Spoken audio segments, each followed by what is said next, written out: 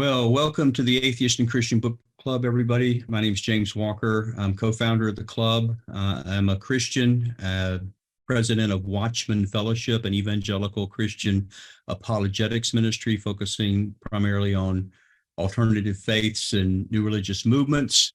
And we have been doing this club for about 6 years now. The other co-founder, you'll meet in just a minute, Bill Cluck.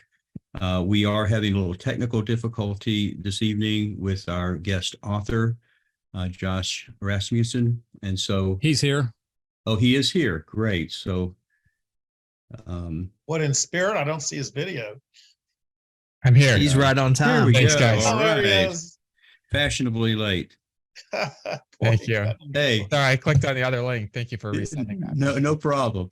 Well, so what we are is we're a monthly gathering of both Christians and atheists, as well as agnostics and some other theists occasionally. But we respectfully discuss books from both perspectives, Christian and atheist perspective. We typically alternate books, Christian book 1 month, atheist book the next month. I did want to remind anyone who may be new that we do want to focus on being respectful. We do love tough questions, but we don't like attacking the person or rudeness or being trivial, trite. So we appreciate that. And also that, just as a reminder, that goes to the texting also. So be polite when you're on camera and talking to our guests and talking to each other, but also in the text, let's keep it civil as well. And you guys have done a great job on that. It's very hard, very rare to have, atheists and Christians together and online. That's usually a recipe for a social disaster or anti-social media. But you guys have been great about it. I think we've accomplished some great conversations. In a little bit, I'm going to tell you about we've kind of caught up on back book clubs. And we've got all the book clubs so far this year, the full videos cleaned up and actually on our atheist and Christian book club.com site. You can go back and watch any ones that you missed, and I'll go over that with you here in just a moment. I'm going to encourage you to do that. But we have a special guest author. Again, usually we do have the author with us, either present here in Texas at the book club or joining us by Zoom. And our special guest author today is Joshua Rasmussen, PhD. He's assistant professor of philosophy at Azusa Pacific University. His areas of expertise includes analytic metaphysics with a focus on basic categories of reality, such as objects, ideas, and necessary existence. He has published more than a dozen articles on these topics in peer-reviewed academic journals, as well as scholarly books. A scholarly book, Defending the Correspondence Theory of Truth, Cambridge University Press, 2014. Our book today that we're going to be talking about is his 2019 book, How Reason Can Lead to God, and that's published by IVP Academic. Josh, welcome to the Atheist and Christian Book Club. Thank you. It's very special to be with you. I'm looking forward to this. Thanks. Well, what we typically, the way we run this is our other co-founder, Bill Cluck. I'll introduce him in just a second. He's a former Christian, now atheist. And usually we pull privilege of being the co-founders, and we want our first shot at asking a couple of questions. But we do want to open it up to the club for either comments or questions. And so the way that works, those who are watching, if you'll go to the text, Daniel Ray on our staff will be there to take your questions, as well as Brady Blevins. And you can just say, hey, I have a question. And as you're called up, we'll ask you to unmute your mic and either ask your question or make your comment. And so be thinking of those right now.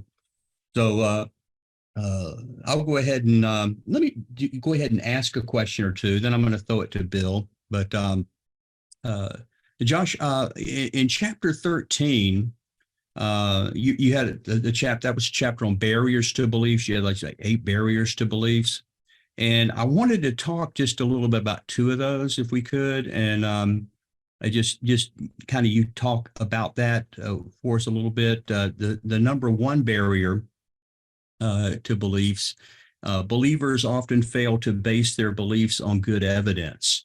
Or worse, you say, for smart believers, there's a tendency to want to rationalize their beliefs. And so basically, there's a problem that our minds can actually start working against us, which we're reasoning in our way, either towards God or away from God.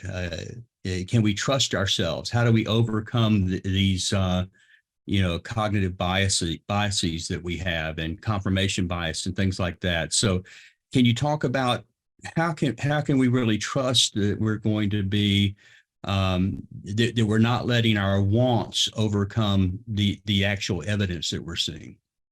I think awareness of the problem gives you some power. And I think also inviting other people to kind of keep you honest and to invite the criticisms. And I just want to say that what motivated me to write that particular section was based on my own journey, because in my experience, one of my biggest stumbling blocks or questions or barriers was I just remember having this deep worry that people who form certain beliefs, they only do that to meet certain psychological needs around maybe like a leader or a hero who's representing them, but they're not like actually facing reality with conviction, with honesty. And if you did honestly face reality, then you wouldn't be able to maintain those beliefs. And I felt like I then had to make a choice, like either be seeking truth, face reality with courage, and then not have a belief, or almost like blind myself to reality and maybe rationalize or look for evidence that would sort of make a view that I would want to be true. And so I felt that conflict between those sort of two values. And I get questions, and I have friends from different people will raise this. And I find that I don't want to respond to that by saying that, well, that's not a valid worry. It's more like, yeah, that was like one of my major worries. So I want to just say that being aware of that, I think, helps. If I could just add one more thought about this, I made a website called necessarybeing.com, and it's an interactive survey. So it just asks a set of questions. Like, first question is, do you think there is a necessarily existing thing capable of causing other things? So something like that. And about half the people say yes, half the people say no, or I don't know. And then it asks you a bunch of other questions. And based on your answers, it will tell you whether you are now logically committed to believing that there is a necessary being, even if you said no. And it turns out that in the survey period, about 95% of people who said no, they still had beliefs that entail that there is a necessary being. But then there was a category of people who said, I don't know. And those who said, I don't know, they were actually less likely to report inconsistent beliefs. And that to me, it kind of highlights a pattern that I've seen, which is that like intellectual humility, I think, goes hand in hand with almost like avoiding mistakes. And so this is something that like I just appreciate so much about my friends who are maybe skeptical of certain things that I may believe, or maybe they have beliefs that I don't have. But when they're demonstrating that intellectual humility, I think that's how you navigate that the worry that you're just sort of blinding yourself by your desires. Just to actually say, hey, I want the truth, and I'm not going to just be dogmatic and say that I have it necessarily. So yeah. I think, for me, maybe the books club itself is kind of a function that helps me to stay centered a little bit. I'm kind of committed to at least 6 times a year to read a book that I don't want to, or that I'm not going to probably not going to agree with, but I want to hear the best reasons why Christianity may not be true. And that's kind of a medicine that you will always find something else that you prefer that confirms what you already believe. But I think it helps me to get out of that echo chamber a little bit. And I'm seeing that from the other side as too. A lot of our atheist members that are saying, hey, I could be wrong, but these are some reasons why. And I'm interested to hear reasons why I may be wrong. So maybe the book club kind of functions to help some of our club members along those lines as well. I've got another, I want to talk about that third one as well in chapter 12. But before I do that, I did want to cut over to Bill Cluck. Bill is my good friend, former Christian, now atheist. We just got back from being in Tallahassee, Florida. Yeah, and we had a public session where we talked about what in these last 6 years of doing the book club, what's the most difficult atheist thing I've had to deal with, and what is the most difficult Christian thing that he's had to deal with. So we're hoping that we are able to get that the video from that and get that up on our book club to let you guys see some of the behind the scenes of what we've been dealing with on that. But Bill, did you have a question for Josh? Yeah, let me tell a story. James and I gave a talk in Tallahassee, Florida, and I went down to breakfast the next morning and I met a fellow across from me, and I said, apologetics is where you defend the faith from the Greek apologia. And he goes, I know, I wrote a book on it. So the guy's name is Douglas Preface. And I was like, whoa, yeah, okay, what am I Groteist. up against here? You know, so he wrote me a nice little letter, and it says, as an atheist, you need to consider your brute fact view of the universe in light of the principle of sufficient reason. So the principle of sufficient reason says that when we see things, it implies a reason, a cause behind it. Things just don't happen for no reason or cause. And Leibniz, this has been around since Leibniz 200 years ago or whatever. And it was, you know, used by Aquinas, Anselm, whatever. So this reason of this reason of a principle of sufficient reason, okay, is maybe a good explanation from a cosmological argument that if the universe had a beginning, maybe something outside of time, space, matter was behind it all. But my question to you, Josh, is why do we have to drag God into this thing? Why can't we just accept this as a brute fact? And I enjoyed your talk with Graham Oppie, which you guys were circling around this. You're like two boxers, you know, trying to, you know, you're very nice and cordial, but we like to go have a knockout. So my question is to you is why do you feel the need to drag God into this? I love this question. So in the book, this is kind of a guiding question. And by the way, I don't actually assume the full principle of sufficient reason, because I actually think that on every worldview, there's going to be something foundational that doesn't have any further cause of its existence. And if it has an explanation, its explanation will have to be somehow in terms of its own nature, but not in terms of prior causes. And so I actually think, you know, you saw my exchange with Graham that theists and non-theists could actually come together and begin with a point of agreement that there's got to be some exception to the causal chain if we can recognize that the total of reality, and this is the puzzle in the book that I start off with, that the total of reality, like if this is all of reality, there's nothing outside of all of reality. And so if there's nothing outside of all reality includes all, right? So there's nothing outside all that could produce or to explain or causally bring about the all of reality. And so I actually think theists and non-theists could actually agree on this. And then I offer what I call a foundation theory, which is that in order for there to be a reality at all, there's got to be a foundational element that anchors the rest of reality. And I have arguments for that. But that's kind of a first stage. And then the reason that I bring God into this, and this is kind of part of the detail of the book, is to argue that if we can uncover a nature that has a special quality that allows it to be different from turtles, leaves, snowballs, galaxies, even like immaterial things like ghosts, let's say, if there were any, that all of those things would seem to me to call for further explanation. So I'm asking, what kind of reality could be brute? What kind of reality would be the best candidate for the brute reality?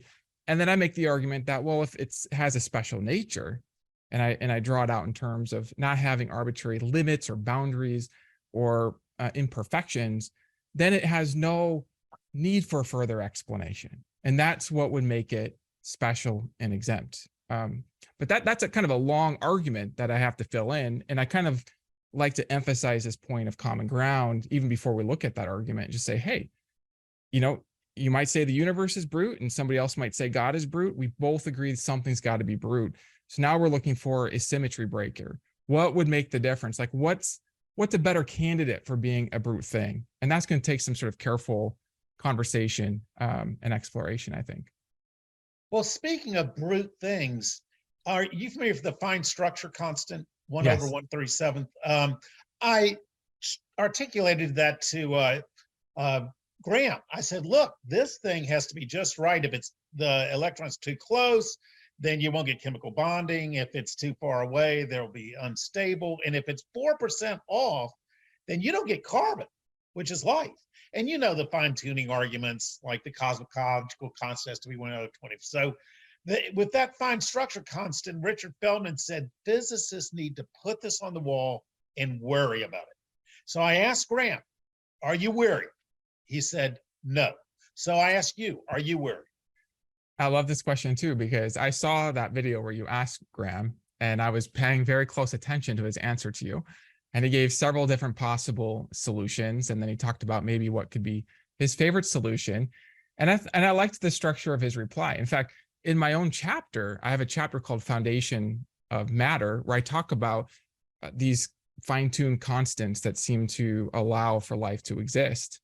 And I work through some different possible explanations, including the ones that Graham mentioned. And sort of the short answer is that I see the fine-tuned structure as a kind of a sign. It's not a proof, but a kind of a sign that could then be explained if that foundational nature has that supreme quality, including supreme powers to intend. Because, and if I could just elaborate just a little bit on this, I have kind of different reinforcing lines of evidence so that my argument isn't just like based on one evidence. And so one of my big picture ideas is that fundamental reality has a certain nature that allows it to be fundamental for everything else. And another one of my arguments is that in order for it to be fundamental and be brute, not have any further explanation, it's going to have no parameters that would call for further explanation, if that makes sense.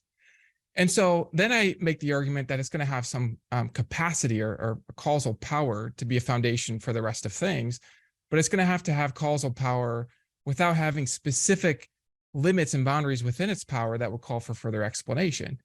Now, if we add fine-tuning of the universe, this to me is a clue, again, not a proof, but a sign that it would have a kind of power that would enable it to intend. If it can intend, that's going to increase the probability that we're going to get a universe with life in it. And so that's one consideration. Yeah, I'm open to other explanations are also possible. Well, his big thing is, you know, his view is more simplistic, where you have to go ad hoc and add things. So doesn't his view make more sense, that it's more simpler and basic? So we've gone back and forth on this. I've actually made the argument that I think my view is simpler, because what I do is I shave off arbitrary limits and parameters and quantities from my description of the foundation. I just shave those off. And then I include something that Graham already includes, which would be things and conscious things. So Graham does think that there are conscious things. And then instead of adding this other spooky category, if I could just kind of play with the language, of a fundamentally unconscious substance that exists on its own, I say, no, there's a conscious substance at the foundation of reality. That's a category we already have. And so I'm shaving off this extra stuff that I think is in Graham's ontology and just including Graham's own vocabulary to explain everything else that we see. So we've gone back and forth on that, and I think we maybe have made some interesting progress in our dialogues. We've been kind of learning from each other. At least I know I've been learning from him. I believe he's probably been learning from me too, but you know, I don't want to be the one to say that. Well, you did. Both of y'all had a lot of common ground, which I enjoyed. Yeah. We were dancing. We weren't necessarily boxing, but you were feeling each other out. It was like a match, which is enjoyable. But here's my problem with the church today. It's gone hip. And you don't have the Bible studies. And here's the problem is you guys, both you and Graham, you work premises to conclusion. The problem with especially young earth creationists like Ken Ham at Answers in Genesis, Ken Hovind, which I just visited in Dinosaur Adventureland, they start with the conclusion and then they find evidence and premises to back up their conclusion. Like the earth, the Bible says the universe is 6,000 years old. I'm going to find evidence to back my conclusion. Isn't this a terrible way to do apologetics? This was the very first question, that barrier that I myself was experiencing, that worry that people would sort of start with their conclusion and then rationalize that. Now, maybe in defense of those who would start with the conclusion, I do think that there is something to be said about, let's say, a mathematician who has a hunch that a certain conjecture is true, and they try to see if they can work it out, right? They're starting with their conclusion and they're trying to see if they can prove it, right? And I think what you're pointing to is if you can't prove it, then you're going to be willing to be wrong. And this is, I know there's different styles and different personalities, but like I pay attention. If somebody has gone 30, 40 years and they haven't been updating their beliefs, then maybe their role is more to guard something rather than to explore or to find something new. And I feel like I really resonate with the explorers. And the explorers, sort of a mark of an explorer is that they're not static. They're updating their beliefs.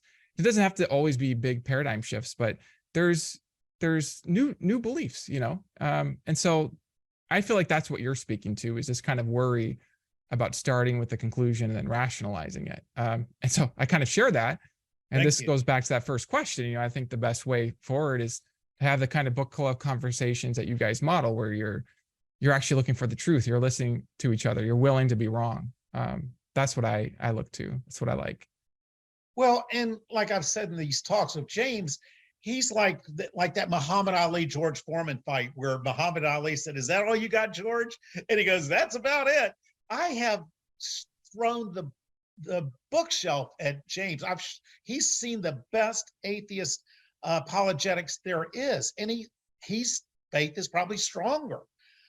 So my problem with Christians is they have their little Sunday school class. Some of these things in Dallas, they've been meeting 30 years. It's ridiculous. Mm-hmm. And they'll never look at a book by Bart Ehrman or Dale Allison. They'll never look at anything but their own little bias. I read Ehrman's book. So, I mean, I think there's just different kinds of people, right? I mean, when I read Ehrman's book, my wife knows I was outlining chapter by chapter and then writing out summaries, which is great. Yeah. And he helped me. I mean, he modified some of my views through that process. Well, okay. Now it feels like I'm putting a circle around myself. What I really want to do is just say, yeah, I think there is that worry. I mean, that people would sort of be kind of starting with their viewpoint. And I mean, if that's your main worry, we can roll that away because Christian theism and theism more broadly doesn't depend on a kind of intellectual vice of not facing the evidence. It doesn't depend on that. We can roll away the worry. We can find the people who are looking for the truth and not just trying to but find evidence. Here's the thing, Josh. They don't care about the truth. They don't care about the evidence. If someone brought Jesus' bones back, and I've heard Christian apologists say this, they could care less. They wouldn't skip a beat. And it's sad. So, and by the way, what's your apologetic? Is it classical apologetics, Speedism, or evidentialism? Where do you I like the classical approach. I sort of hesitate to even use the word apologetics, just maybe because of the worries that you're describing, that it starts with a conclusion and tries to support it with arguments. But I feel like, yeah, caring for the truth, that's sort of the key to unlock the pathways, I think, to the treasures that I'm interested in. And I would use a kind of classical approach where I think about reason and evidence. I think of making observations as kind of my evidence, and then reason as being my analysis of the evidence. So just follow the light of reason where it leads. I mean, that's the whole purpose of this book, right? You just get onto that bridge, put the light of reason. I tell my readers, try to break this bridge at every step. And, I start with steps where, hey, if you've already taken that step to reach a conclusion, yeah, right? Well, based on observations. So yeah, there is a conclusion. Yeah. And if you can break the bridge, then follow that, so it's kind of a challenge. See if you can break the bridge. So by the way, are you old Earth or young Earth? I favor an old Earth view. This feels like a test of my virtues or something. Bill may or may not ordain you depending on how you answer these questions. Oh, that's up to you, James. Watchman's the litmus test for orthodoxy, Josh. By the way, this is one of the views I changed my mind on, because I was sort of raised in a community with a young Earth view, and then I looked into it more and updated my view on that. Okay, great. All right. Thanks, I think what's come out in the book club, and Bill and I have talked about that, is that the challenges that you're talking about are not a Christian problem. I mean, Bill was saying Christians do this and that, and they do, but it's not just a Christian problem; it's a human problem. Human, yeah. But all right, are very open-minded and objective. Yeah. So how did you overcome all your biases, Bill? By reading Bart Ehrman and Dale Allison. Bill, if you would go ahead and bring up the JEDP hypothesis, I'll have my Bill Cluck bingo card filled. Don't do that yet, Bill. Don't do that. I still need fish fry in Galilee before I get bingo. No, so Josh, we have, I think I told you, Bill has his standard line of questions for our Christian guests. I like it. You've got about 10 out of the 12, and we have a bingo card we do. God, we haven't even started. We just open it up. Oh, right. Josh, I have a kind of a two-edged question for myself, and we didn't talk about this on the podcast, but I thought it would be better served for our group here. When we're talking about philosophy in terms of Christian theism, there's always that charge, and I've been probably guilty of it, or at least I've been accused of it by thoughtful skeptics that I've engaged over the years, that I'm begging the question, or I'm starting with a premise, I'm starting with a conclusion and trying to rationalize the conclusion, as you guys have been talking about. But it seems in philosophy, you have to start somewhere and defend something. You have a starting point that you have to kind of accept a priori, don't you? That there's got to be, in terms of a beginning an argument or beginning a journey epistemically, we have to have some kind of the premise. In other words, what I'm trying to say, I guess, from a layman's perspective, is that a premises of an argument does have conclusions. I mean, that seems unavoidable, right? Or is that just a really bad question? No, absolutely. There's always going to be premises, and there's always going to be a conclusion. I like to use the example of mathematical proofs, because usually people aren't too worried about whether those proofs are sound. I mean, obviously, sometimes there are mistakes, right? But those proofs have premises, as you say. And those premises are, if they're axioms, that just means they're first principles. The axioms aren't themselves proven by anything else. And in those cases, you could argue that they're known a priori. In the philosophy of mathematics, there could be debate about that. Maybe they could be known through empirical observation, or both. But the idea that you're pointing to is that everybody has starting points. So then the question is, how do you justify your starting points? And in my classes, I spent a lot of time on this, but my basic answer here is you have these powers of awareness through your eyes, your ears, your nose, your senses. You also have introspective power. I think the a priori is a kind of power of reasoning that you have. I think you also have a power to detect a value, a kind of axiological power, a power to have a sense of something's qualities. So these are all different powers. And my view is that these powers can give you the data for your starting points. And then from the data for your starting points, that makes the difference between just making up starting points and having starting points that's based in what you know. Because it's actually like you can see it, you can hear it, or you can be aware of it in your mind as a thought. So like if I have a thought, the thought is real, even if it, I'm having a certain thought, even if it's not corresponding with something outside my mind, there's still the reality of a thought in my mind. So that's a bit of reality. And so then that's how you can get your starting points. So everybody has starting points, as you say. Then you can build your argument from those starting points. Yeah, a lot less charitable skeptics sometimes will not let me out of the gate. They'll just say, and the biggest one is the definition of God when you talk to somebody, where you're like, well, you're defining God a certain way. How come I can't define a God a certain way? And that we get down to definitions of God, and that's a very hard premise to be axiomatic about, it seems. And so we have to have it seems like there's an argument before an argument about definitions.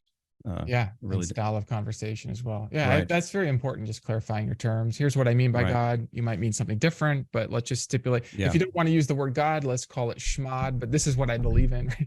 Yeah, Right. find your Brady, word. we have some questions from the gallery. Go ahead. Absolutely. Josh, let's see. Josh T had a question. I have him first on my list.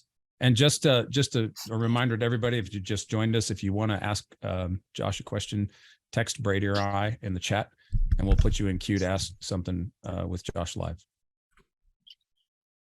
Yeah, thank you. I'm not going to be able to stay the whole time, so it's a privilege to ask Dr. Rasmussen a question. My question was, so basically, Felipe Leon and Spinoza argue that creation out of nothing is an absurd idea. And even though Leibniz like contingency arguments seem to avoid it because they don't have a linear, like the past doesn't need to be finite, and there doesn't need to be a hierarchy of cause necessarily. Would Spinoza and Leon's arguments still work against causal finitism? I tend to like those cosmological arguments, but I was figuring just because the past isn't necessarily infinite, if there's a finite amount of causes, could Leon and Spinoza's argument work? So that's the first question. The second one is, do you think Leon and Spinoza are right? Like, is there arguments against them that you find compelling? Thanks. Yeah, thank you. Great questions. So my answers would be yes and maybe. So to the first question, yes, you can have, I think you have a nice perception there that you can have a finite sequence of causes, even if each effect is made out of the stuff of the prior cause. The idea is that the first cause obviously is not an effect. So it's not, it doesn't have to be made out of anything. I mean, it just is what it is.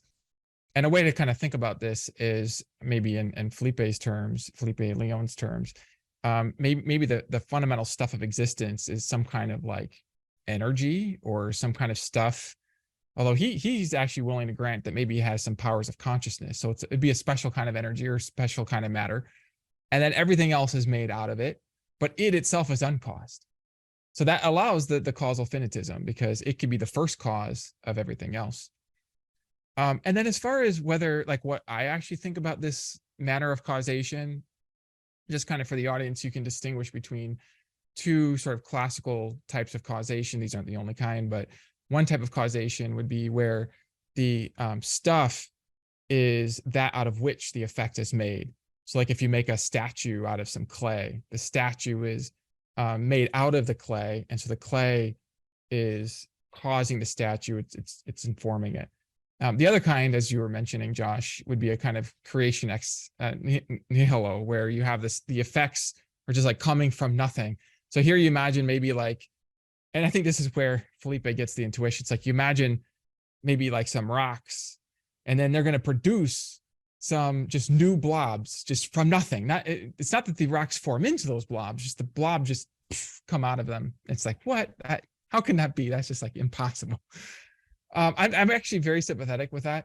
Although I have wondered about whether my ability in my own mind to like formulate thoughts, whether those thoughts in my own mind as I witness them in consciousness are formed out of prior stuff. But you know, maybe they are. So kind of the view that I've come to is that if it's a substance, it's going to be formed out of prior substances. And so that would actually fit very well with Felipe's idea. It's just that my view is that the fundamental reality is not mindless, but is the stuff of a mind, and then everything else is made out of that. So it does actually fit together. So it's not an obstacle to my view. I see. Would it be possible for a quick follow-up? Go for it. So would that imply some kind of pantheism or very fringe panentheism? I mean, I don't just say that because it goes against orthodoxy. I mean, I think Augustine's still basically right that evil cannot be part of something that comes out of God. And I do have this very strong intuition that if there is a God, I'm not him, you know? So anyway, thanks for the follow-up. Appreciate it. Yeah, thank you. Yeah, so all of those can be distinguished. So you could have a kind of broad panentheistic view. One of my colleagues, John Culp, he had written the Stanford Encyclopedia entry on panentheism, which kind of surprised me because He hired me at a Christian university, and I kind of thought of panentheism as, like you say, kind of fringe or maybe like heterodox or something. But it's certainly a view, and there's the idea that's in him in whom we live and have our being. Like maybe there's this deep connection that we have between us and the God's substance. It doesn't make us numerically the same as the uncaused creator, but it makes us intimately connected to it. And I mean, this is something that I work out in my latest book, but I don't think it implies heresy with respect to the sort of orthodox views in Christian theism. Not that Thank you. not that I mean, just putting too many cards on the table. I mean, like if reason and evidence, this is to build, right? Right. If reason and evidence lead me over there, then that's where I'm going. Sure. So.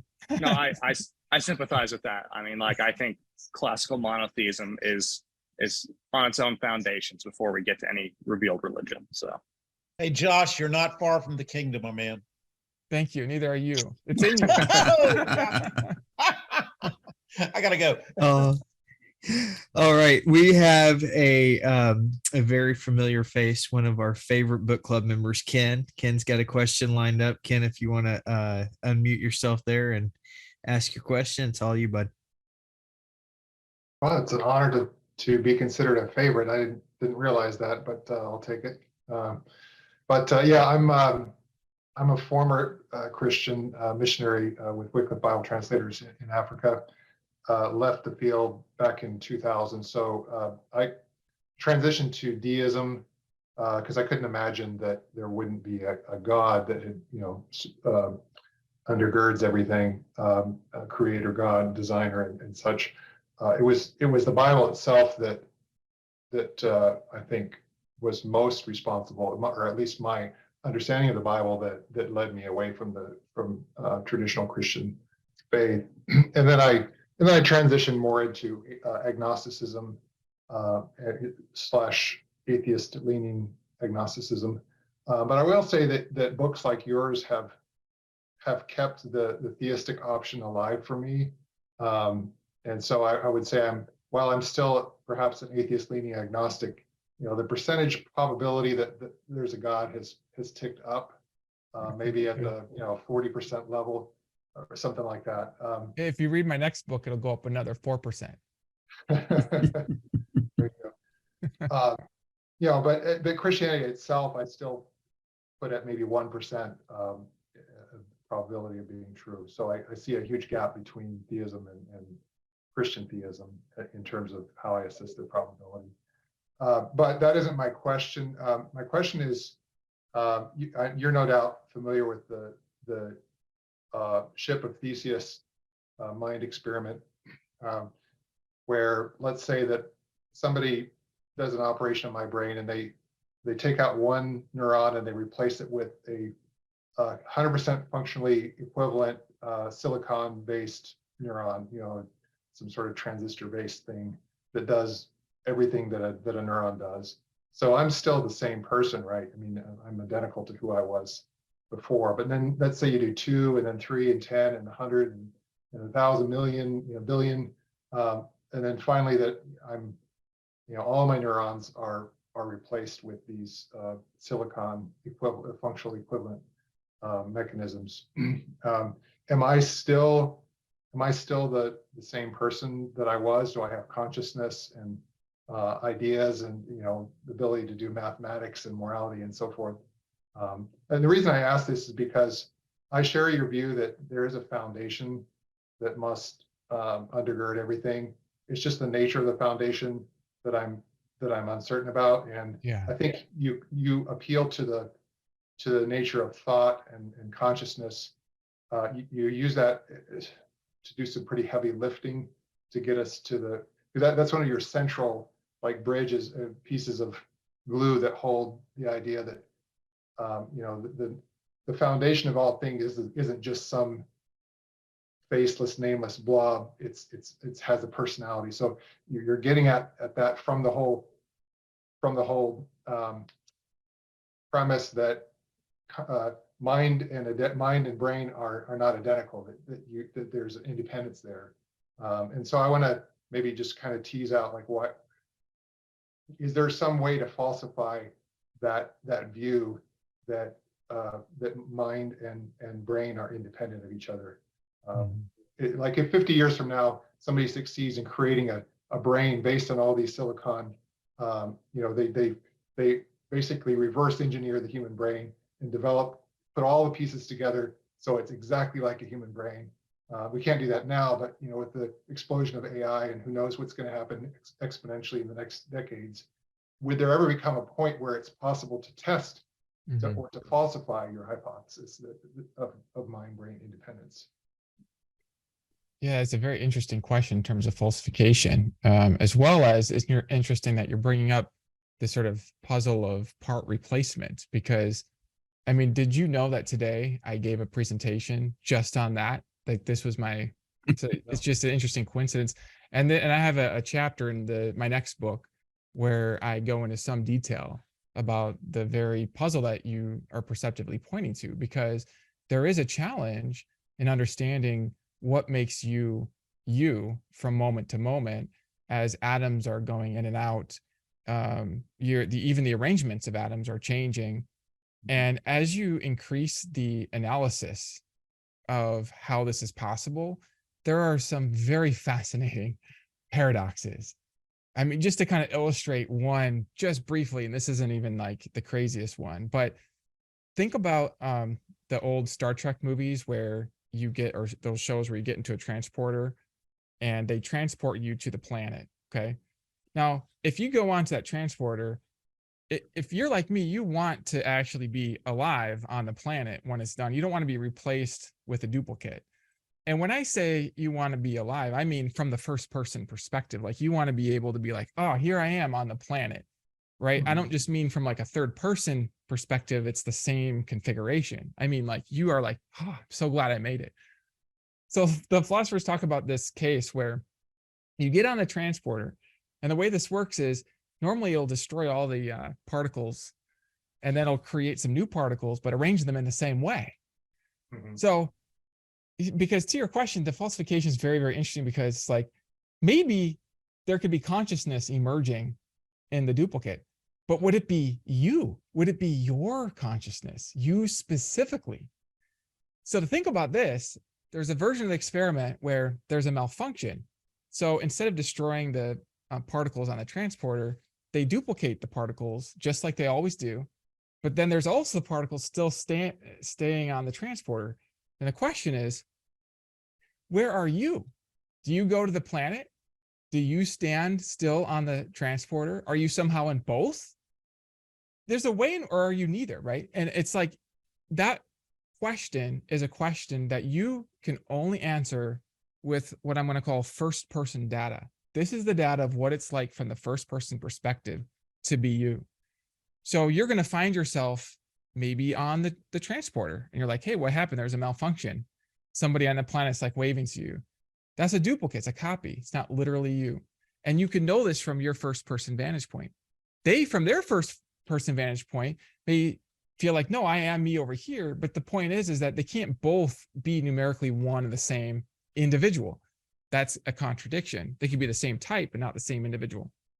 So the point here is that one analysis, and this would be a conclusion I would draw, is merely analyzing third person facts about the locations of atoms and their relationships to each other is not going to also give you on its own the first person information of what it's like to be you, or who you are. And by the way, that's true even if it's also true that arranging matter in certain configurations affects our consciousness. Because like right now, there's pixels that represent me, and these pixels are being rearranged and moving around, and it's affecting your consciousness, and it's affecting my consciousness. But we wouldn't infer that the pixels themselves are the whole story, or that the pixels themselves are conscious. And so I actually do think, and that's just to point to one puzzle of part replacement, part translation, that reflecting on these puzzles causes a deep challenge for a purely third person sort of materialist understanding of reality. So somehow there's got to be, I think, something else, something more than the first person spatialized characterization of reality. then you ask the question, well, is there a way of falsifying the something more idea? And I guess I would say that the way to falsify it would be more by conceptual means, sort of in the way that you might falsify a mathematical conjecture, like by proof by contradiction.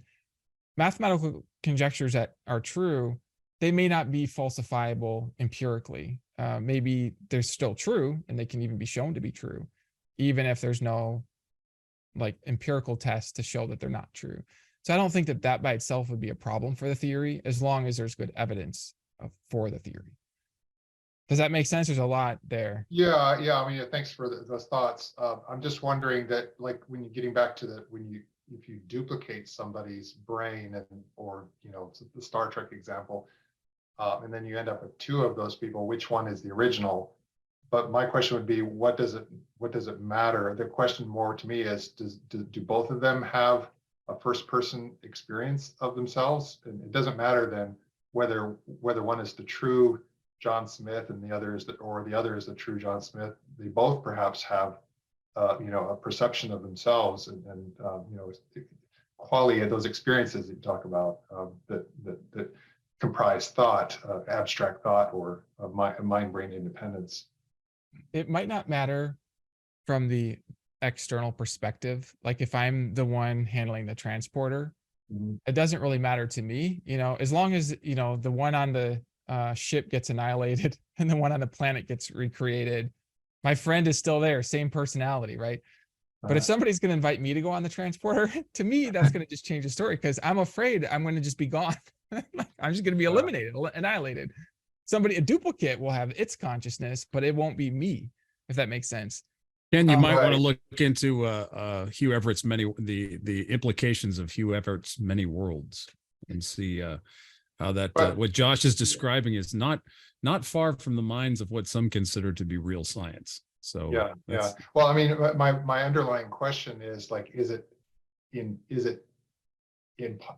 theoretically possible for consciousness to, like, are you gonna, like, you have two beings, one of which is derived from the other by making a copy? Is it possible for that copy to be conscious in the way that you described? I'm actually open to that. My view is that the copy, if it is conscious, isn't conscious solely in virtue of its particle arrangement, and that's for other reasons. But I am open to the idea that certain particle arrangements open up a gateway, if I could use that language, for consciousness to enter in, sort of in the same way that the particle arrangements on your screen right now are opening up a certain kind of gateway for you to have certain experiences of what I'm saying.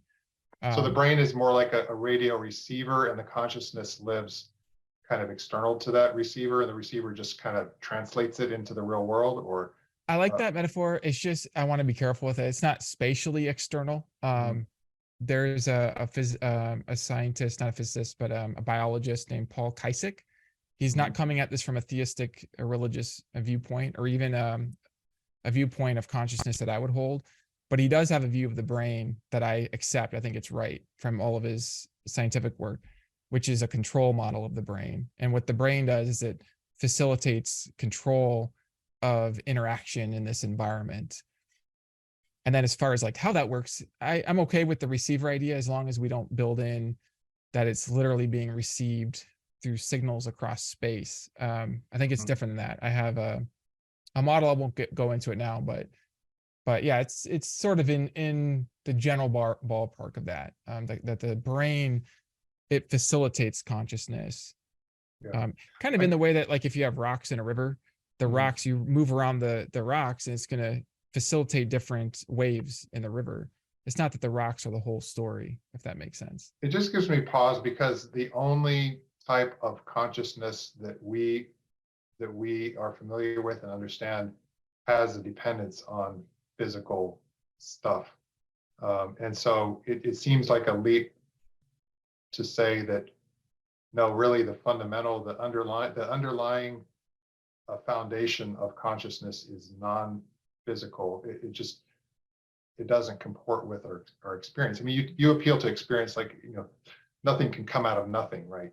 You got to have something to cause something else to come into existence. Well, I could appeal to the mind, to the co-location of mind and brain as evidence that you really can only have a mind with a brain. So I'm appealing to experience just like you're appealing to experience, and so it feels like a deadlock. Yeah. So I don't know if that's even what kind of consensus we even have on that, though, Ken. This some of this conversation, I can't remember that comedy about, the guy gets more done because he makes a copy of himself and another copy, and then but don't ever let a copy makes another copy, so you have a second generation copy. But it reminds me of our conversation earlier this year when we were talking about Ray Kurzweil, remember, and the transcendent man, and this a way of achieving through technology, apart from spiritual, apart from supernatural, but sheer technology. If you think of what a human is as being merely material, that there may be ways to back up our brains and our DNA on some kind of giant cloud database, and we can achieve some type of immortality or eternal life apart from God. Again, this is this whole idea that consciousness could be maybe physical without a body, without a human body. Well, I mean, but it would still be embodied in a cloud server or whatever substrate you attach it to. But I mean, so I don't think that there's any thought. Kurzweil wouldn't say that the mind is independent from a physical support of some sort. Well, yeah, something virtual. It does not necessarily physical, right? When I say physical, what I mean is, human. Part of the natural human. world, Yeah. part of the kind of the physical. Like electrons are physical, right? I mean, wires, electrons, and such are physical.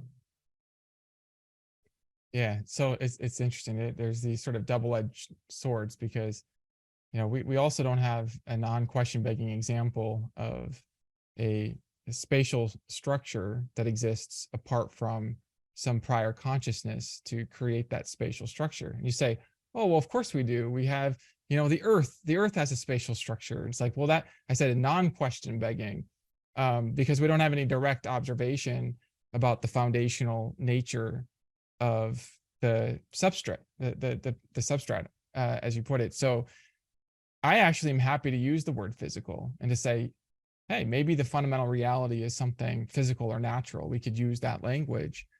But then when I'm looking at the fine tuning of the universe, when I'm looking at some of these puzzles of consciousness and how you could build unified selves, when I'm looking at the hard problem of consciousness, how you could explain the emergence of mind from the mindless, when I'm considering that there's no independent evidence of there being anything that's fundamentally based in mindlessness, there's no direct observations, and I would say not even indirect observations that would support the posit of Zeus, ectoplasma, the flying spaghetti monster, or fundamentally mindless substratum.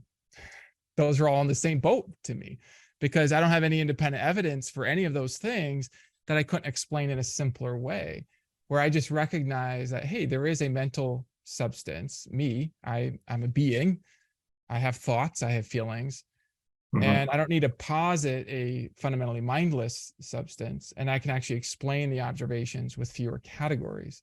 So this is a way of, I think, breaking the symmetry. We have all the observations, but there's a simpler way of accounting for them. And we avoid, and I haven't gone into these here, but a whole host of conceptual problems, including a discovery that is based on work that I've contributed to from counting. It's a kind of counting strategy where I have this theorem called the mindful thoughts theorem, which basically says that thoughts cannot be made deterministically out of mindless things. And so maybe they could be made indeterministically out of mindless things. But I think, why posit that? Why not just work with the familiar categories that we know, like personal beings, thoughts, and then spatial structures emerge out of consciousness. Josh, So, here's a thought. yeah. That along what you're trying to say, maybe, I don't know if this just throws the conversation to cat videos, but if as Paul's, I'm taking a phrase out of Acts 17, it's Paul saying that in him we live and move and have our being. And I've heard different philosophers talk about the whole substrate of reality is mind dependent. We talked about this on podcast a little bit, but that we inhabit somehow, or are sustained by, or are in and upheld by the mind of God. And so in some sense, this idea of dualism may be misguided in the sense that we are all the product of God's thoughts in some sense beyond what we can conceive, but maybe the whole idea of being in God and God as the foundation of reality is not that we are external to God, though we are in some physical, spiritual sense, but that everything is upheld. I don't want to say it sound like pantheism or anything, but that, and I'm not saying that everything is divine, but somehow the mind of God has actuated reality in theism, and we're sustained by God in some way. He gives the breath of life in Genesis. So it is. Could it be conceivably possible that the physical, I mean, when you look at the physics, right, we're mostly empty space. A lot of skeptics have made a point of this, that when you look down to our little atoms, we're just mostly emptiness, right? And so is it possible that this mind-body duality that we oftentimes talk about is really not as real as we think it is? Or is there something to God's supernature that is missing from this conversation, having matter and spirit? And I don't know if I'm making any sense. I can see it in my head, but I don't know if I'm. It makes sense to me. I mean, it fits with my own view, which is that it's a more monistic ontology. Yeah, thank you. The monism was what I'm thinking about. Yeah. Instead of having these fundamentally different categories of beings where you have these standalone material objects that can just exist independent of anything else. Maybe these are the tiniest particles or something like this. Instead of having that category, plus there's this other category of beings that are like conscious and can have thoughts and intentions. What if there's one basic kind of stuff out of which everything else emerges? And that would be a kind of monistic view. So there's not so many different categories. There's fewer categories. So, I mean, that's kind of my view. There's one basic kind of substance. Yeah. Different facets of a grander substance, of ultimate substance or something, but not pantheism, certainly not. It wouldn't be pantheism, right? Because it's able to produce creations just like I can produce thoughts, just as I can in a dream have visual images. And even if those visual images don't represent the outer world, they're still real parts of my inner world, if that makes sense. Yes. So if you think of everything as being parts of God's inner world, and this is a way in which God is everywhere, he overlaps all things by creating thoughts and images that have spatial contents. And then this fits with what I'm reading from people like Carlo Rovelli, who's a pioneer in quantum field theory. This is not my area of expertise, but what I'm reading is a kind of emerging consensus that the fundamental characterization of matter itself, of the physical stuff itself, is not spatial. Carlo Rovelli, he thinks it's based in informational states. And it's interesting because in his book, he asks the question, well, what is information? And I love his answer. It's appropriately modest. He says, is beyond my field as a scientist to give you like the metaphysics of information, but he characterizes it mathematically. And then I'm thinking, well, information is a paradigm content, and this links up with my own published work on the nature of truth and thoughts. So information is a paradigm content in thoughts. I'm not saying that this is the only way to analyze this, but it fits very well to have fewer categories. So you don't have to have fundamentally the divide, the dualism. You can have fewer categories, and you can understand the nature of the information in terms of the products of a foundational mind. Well, to your point and what Rovelli is saying, cosmologist Alexander Vilenkin has said in his book and in public that mathematics seems to be the foundational language of our cosmos. And he's saying that if mind is the medium of mathematics, and I love your chapter in the book on math. We talked about that in the podcast. That if mind is the medium of mathematics, does this mean that mind predates or comes before the universe? And so, it begs the question. It's like, would mathematics exist if there were no conscious agents to promulgate them? Which brings up the question of whether or not mathematics was created or discovered. But along the lines of what Ravelli is saying about information, I find this question at a more fundamental level very fascinating. We're all exchanging ideas here on the club through pixels and imagery and light waves and sound waves. But what is actually leaving my body or my brain and entering into yours? How is it that Ken can share your thoughts and I can share Ken's thoughts and we can all share one another's thoughts? What's actually leaving our minds and entering into our minds? I mean, if we're just talking physics, it's just sound waves and light waves. Yeah. But this idea of information, we're not an ounce lighter for getting rid of the ideas in our head. So what is actually leaving our person when we are exchanging information? It seems like this invisible force or something, that information is transversing through the airwaves, but there's nothing physical about it. It's just being carried through airwaves or light waves. But where is the information, the exchange, and the ideas we're talking about? That kind of always fascinates me. It's like, where is that? Where is it, and where's it going, and how did we get that? Yeah, even that, where is it? That's the spatial spatial problem, the spatial bias that we all have, because spatial. I was thinking about this again today. The spatial contents of reality, those are what's like shared in our consciousness. It's like if I see a spatial tree and I point to it, and you're like, oh, I see that spatial tree as well. But if instead I have, let's say, some kind of a thought in my mind together with maybe like a feeling or a private intention, that I have to communicate to you through sounds. You can't see the spatial. Well, you could look at my brain and maybe see a spatial representation of that. I would say it's a representation. But even if it's the same thing, the point is that you're only seeing it in its spatial form. But the consciousness that's private includes more than just spatial forms. And I actually was thinking maybe this is part of the temptation towards dualism, to think that, oh, there's two kinds of things. There's private conscious things, and then there's this public spatial category. Right. But I actually don't think that's correct. I think the truth is that even when you have dreams, you can have acquaintance with spatial contents within your dreams, and they're private spatial contents.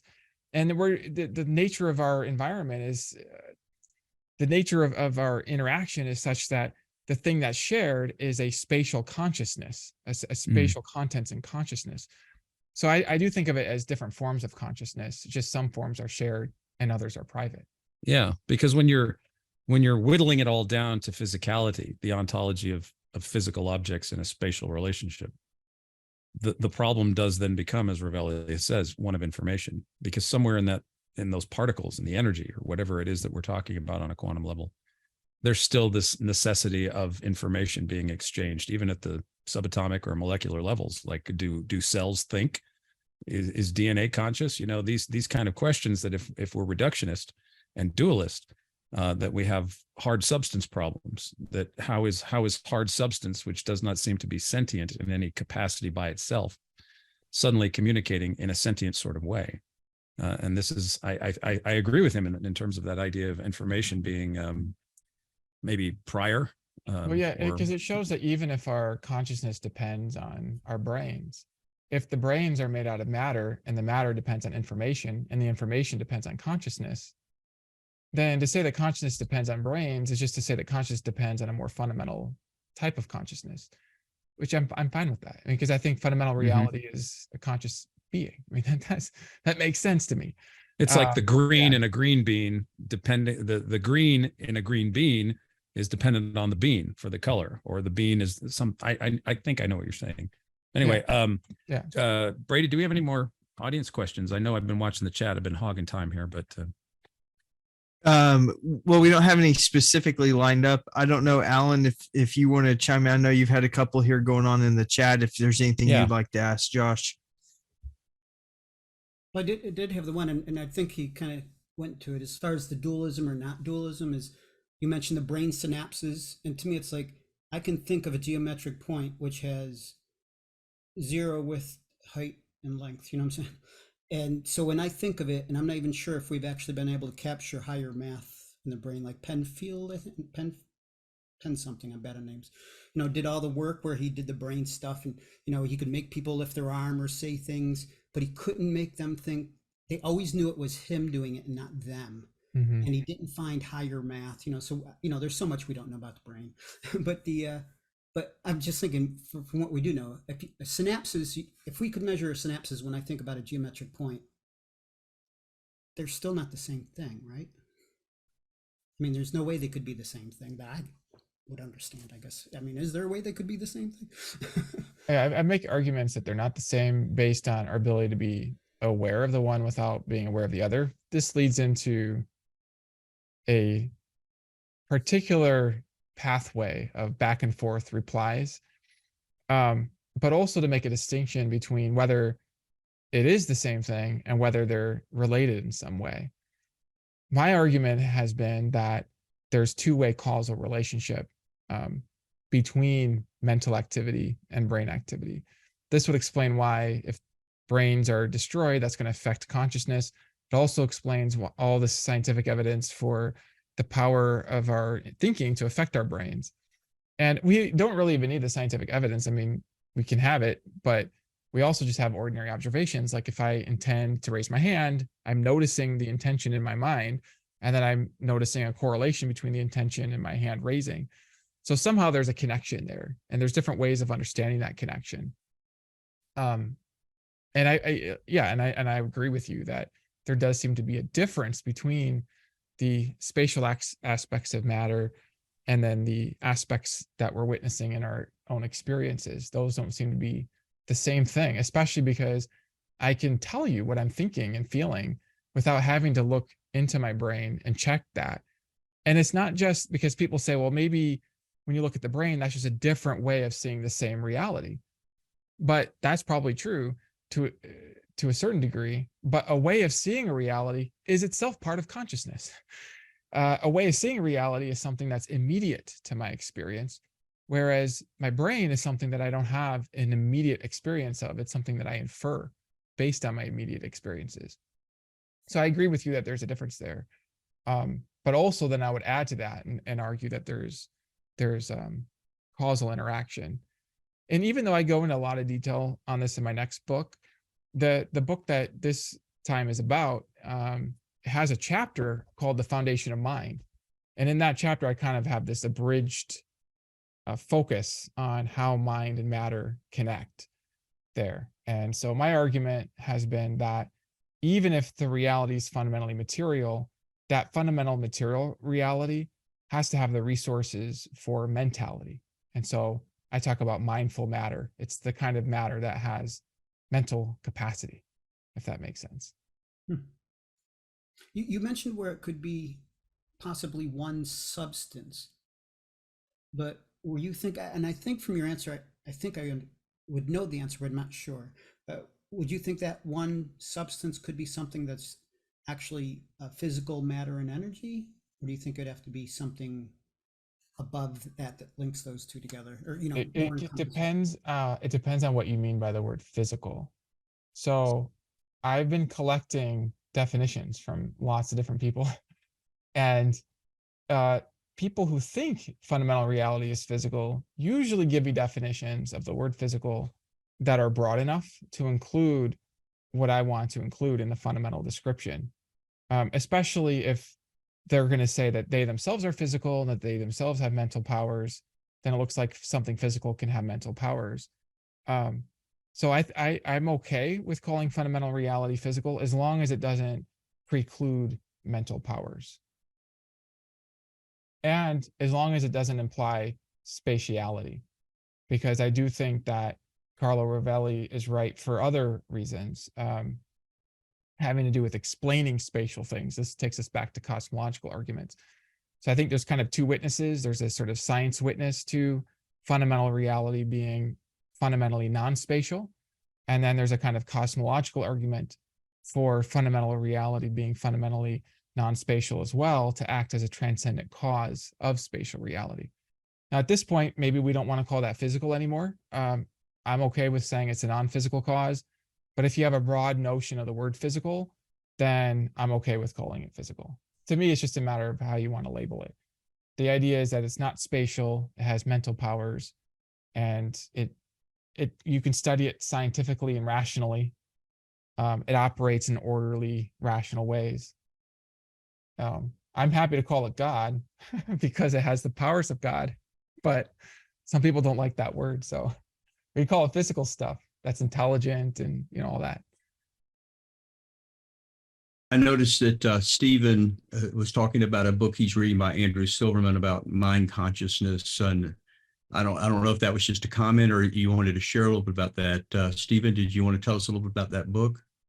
Yeah, actually, I was going to ask about. It's just called A Burst of Conscious Light. I'm enrolled in the postgraduate Shroud studies program in Rome. So I'm doing my thesis right now and trying to link the relevance of near-death experiences to the Shroud of Turin.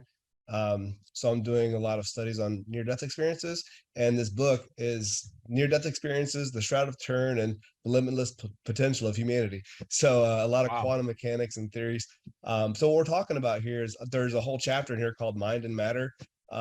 He talks a lot about how how mind is eternal, using Schrodinger's thoughts and things about how time is we observe time, we have time because we have an observer. If we take that out, mind is a product of time. So if time goes away or whatever, that mind is eternal. I forget how it's exactly written in here, but my question would be to you, in your book, I didn't get a chance to read it, sorry, but I wanted to. Do you talk about near-death experiences and how it relates to mind and things like that? Not in this book, just because it's about how reason can lead to God. So I'm trying to use the light of reason and applying it to more general observations about like something exists. And I do touch on fine tuning, but even then, I don't really consider that to be like the most important chapter. You could pull that out and you would still get all my conclusions, because that's kind of just like extra thrown in there. Like one more reason to think fundamental reality has a mental nature. But the near-death experiences, that's something that I've been paying attention to and I find very interesting as a additional type of evidence that can point in the same direction. Okay. Yeah. Stephen, are you worked any with Gary Habermas? We had him, we did a couple of podcasts with him on NDEs and I saw that. That's what turned me on to this group. I watched that whole chat. It's pretty neat, and I am going to use him in my studies and stuff because of his work with the Shroud and near-death experiences. And trying to find some other talks where he bridges the two. There's just not been a lot of work done on that. As far as trying to find the relevance. And for me, my basic premise for that, I guess, is that near-death experiences. So kind of answering the question, is there an afterlife? I'm a Christian, so that's my viewpoint. But the Shroud kind of asked that question, is there an afterlife? At least that's my contention. And that near-death experiences, they provide sort of the evidence for an afterlife. When you look into the science and all the studies of them, and the Shroud provides the significance, the reason why the afterlife is important, at least from my worldview. So we have Gary lined up for a book club this summer, I believe, or later this year for sure. And I think we already have the book in mind, but I don't know how many would be interested at some point in the future, just having a book club about NDEs, if that would be something that might be of interest. I don't know. Oh yeah, and I know Gary could talk your ear off about that, because that's his like second most studied or field of study, because he's the expert on the resurrection. But yeah, it's been fun kind of pulling this together. I have to have the paper written by the end of September. But it's been a fun course learning about the Shroud. The science of the Shroud is really what it's about, but also the faith aspects too. And what school are you doing this with? It's the Pontifical Athenaeum, one of the pontifical schools in Rome. Okay. It's a long name. I can't spout it off. But it's been a good program. It's a year-long program. A lot of it's done by video courses, but you have to write papers, and you turn in the papers each semester to the different professors and get graded on that. So But it's been fun. It's been something I've learned a lot about. But the burst of conscious light through Dr. Andrew Silverman, bringing near-death experiences in the shroud together, is why I bought that book. And it's a secular book. He doesn't have a Christian worldview. He kind of just comes at it with a lot of science and a lot of quantum mechanics and stuff too. So a lot of the talk we've talked about tonight with mind and consciousness is in that book. I noticed that Ron Woodruff, and again, our conversation moves so quickly that might be something that's already been asked and answered. But Ron, did you have a comment or question about consciousness? Well, I mean, like everybody, I think I struggle with what this is all about. First of all, Josh, this is a fascinating discussion this evening. Thanks for being with us. I find it useful, all analogies break down, but I find it useful to think of the physical brain as being analogous to computer hardware, CPU, memory, physical stuff, and software being totally immaterial. Even if it's stored on a physical medium, the software itself, the code is still an immaterial thing. And if that's not what consciousness is, perhaps consciousness is a product of an analogy of software, for what it's worth. Yeah, no, I appreciate that. That's definitely a common analogy. I think that I would agree that there has to be some kind of something that has the consciousness. And so if you think about maybe like some computer chips that could have the consciousness, I think that in my view, the software hardware analogy has certain limits, and it breaks down when I start thinking about some additional problems. And just to point to one, has to do with how you can take, it's called a combination or binding problem, how you can take different chips and then bind them together into a single unified field of consciousness. So it's not just that like you have your experience, I have my experience, and then we put your head next to my head, and now there's a single being that has your experience and my experience. No, there's still two beings that have two different points of view. And this leads to a challenge, because if you have the hardware, if you have the thinking chip that has its thoughts and its perspective, and then the feeling chip that has its thoughts and its perspective, you can't just put them next to each other or have them functionally interacting with each other to automatically create that unified consciousness. At least there's nothing in the purely third-person vocabulary of the physics and of the hardware, though, that would on its own explain the emergence of the unified field of consciousness. So that's where I would think that we do need more resources. And, you know, maybe the hardware then is the being. The being is the hardware, and then its consciousness is the software, if I could use that language. And so that's where it's like the physical stuff. I think of that as now in my new sort of view, as of the last few years, as I was working through my latest book, my new view is that the material world itself is fundamentally informational states based in consciousness. So the material world is actually more like the software. And then the hardware is the beings, the sentient beings themselves. Like we are the fundamental units of reality, or God. God is the fundamental unit of reality out of which we are made. Does all this connect somehow with the idea of singularity of creation? It can, because you can imagine a universe emerging as a singularity point in the way that maybe a mental image could emerge in your mind from a singularity point, and then according to certain rules. And by the way, I just have to share this because as I've been thinking about consciousness, I've been paying attention to my own mental images in my mind and paying attention to my powers over them. So I can like rotate them and then notice, oh, it keeps rotating until I stop it. And then I form an intention to rotate it the other way, and it rotates the other way. And so you could just imagine maybe like there's an initial singularity point that's generated by an intention that creates something like the imagery of reality. But it's real. It's not, you know, fake stuff. It's real stuff. That's good stuff. Thanks, Thank you, Josh. Josh. Thank you. I think we had either a question or a comment from Phil. Phil, you have something for us? If you could unmute. Yeah. Hello, Josh. How are you? Hi, I'm great. Thank you. I want to thank Ken for what he brought up earlier, because it is actually an extremely fertile ground for a whole lot of this discussion. And And it's kind of the foundation of some of the things that I'm kind of wondering about right now. And that is that if we were to replace every neuron with some kind of a circuit or something that can reproduce the function of that neuron perfectly, then if we were to recreate our whole brain based on a whole bunch of circuits that exactly duplicate the functions of each one of those neurons, what would we have? And I think that's kind of related to what you were talking about earlier, Ken, if I'm not mistaken. So the way that I would approach it, and I want to hear, your thoughts on this, Josh. The way that I would approach it is that we could approach it with two propositions. One proposition is that ultimate reality is grounded in a mental being, something like mentality that is non-physical. And that would be related, and that would be consistent with a theistic view. Or ultimate reality is made up of nothing but material, and there is no non-material reality whatsoever.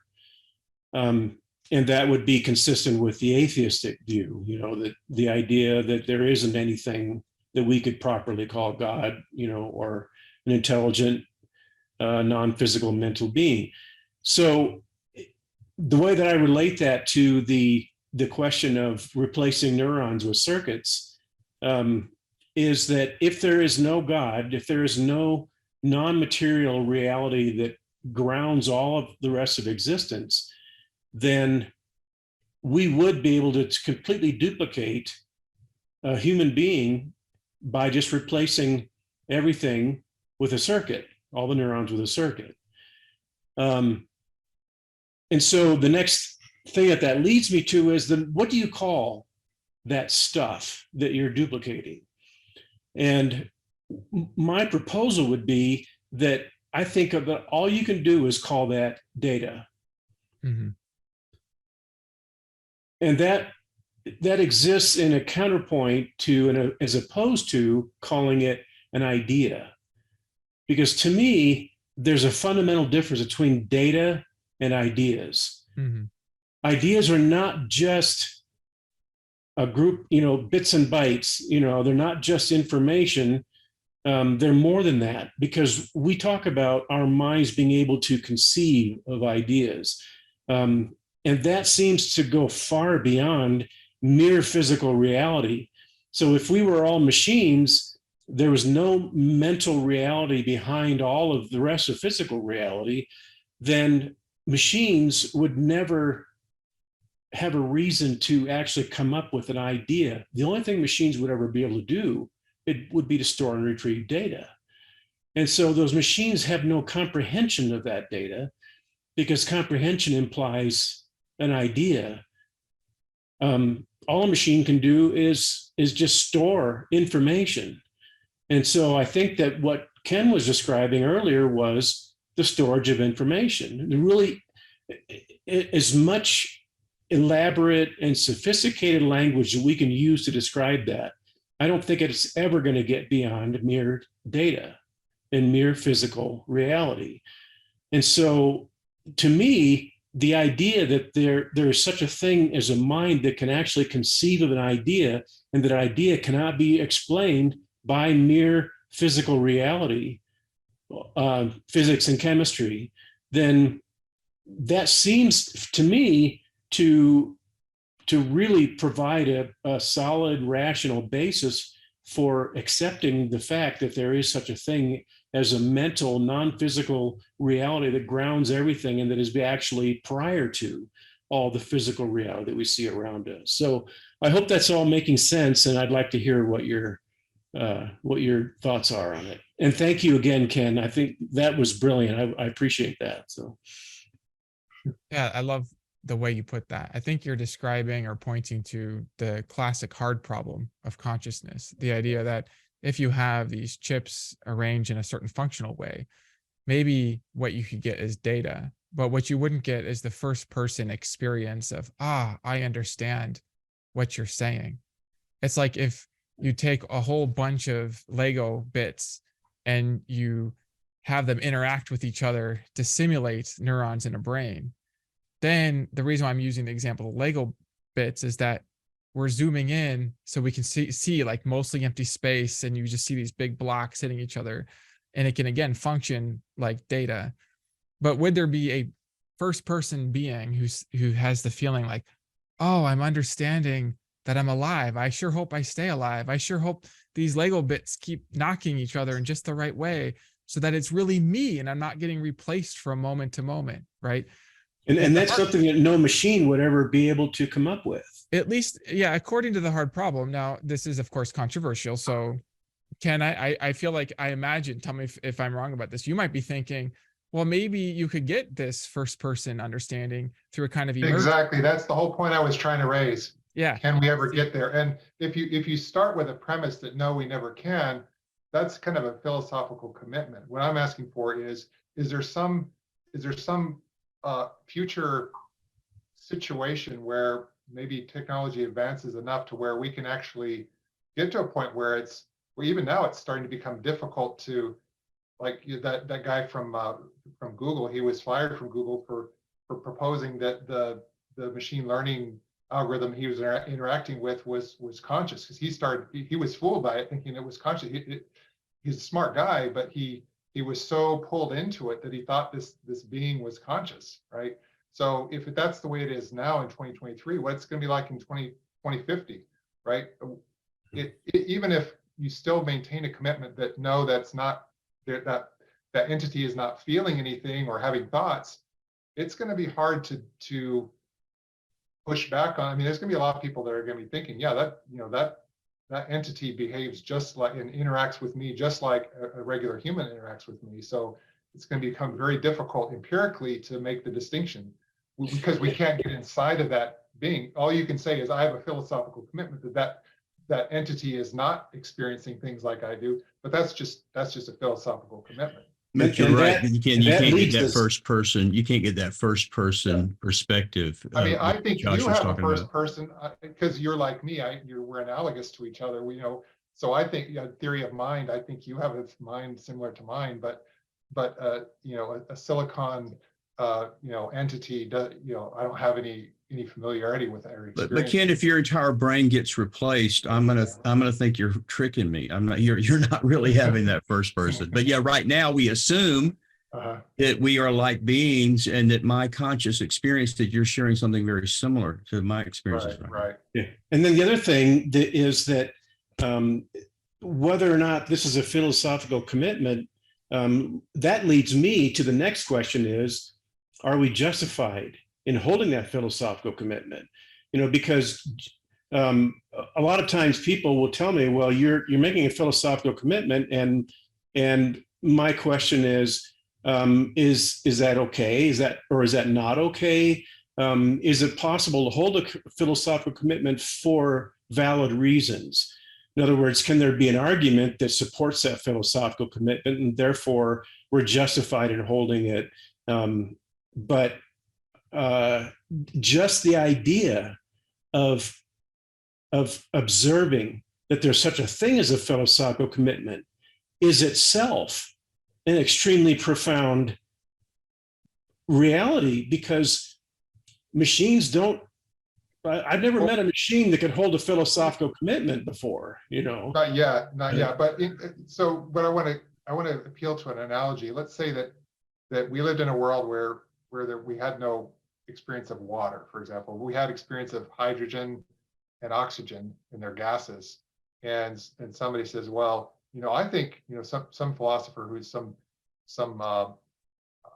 unorthodox philosopher or scientist says, well, I think if we combine these two things together, we could have something completely different that feels wet, it's heavier than air, whatever.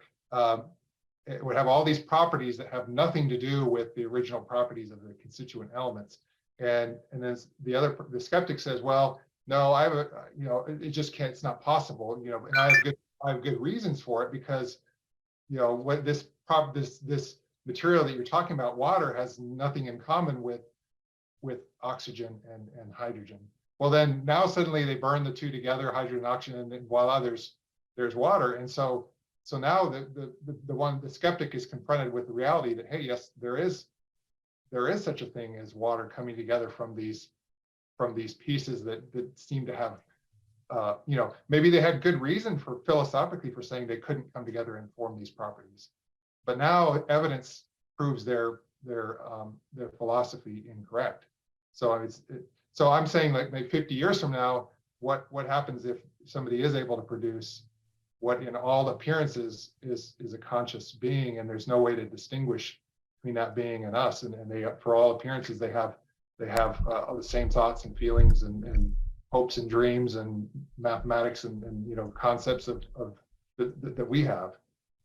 We might still hold the philosophical commitment that it's not like us. It doesn't have thoughts and dreams like us and consciousness like us. But it would.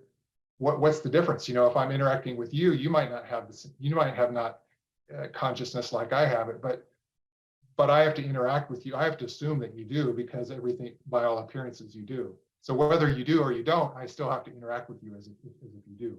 Well, I'm just a brain in a vat.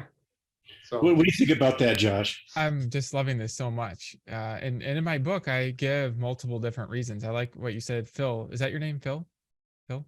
Yeah, I give multiple reasons. And so I don't really see them as like prior commitments, but rather the unfolding of analysis that all kind of points in one direction. But then each one is open to defeat. So then, to your point, Ken, if we have counter reasons to think that actually this thing is conscious through mindless recombinations of particles, then that could give us additional evidence if we have that, right?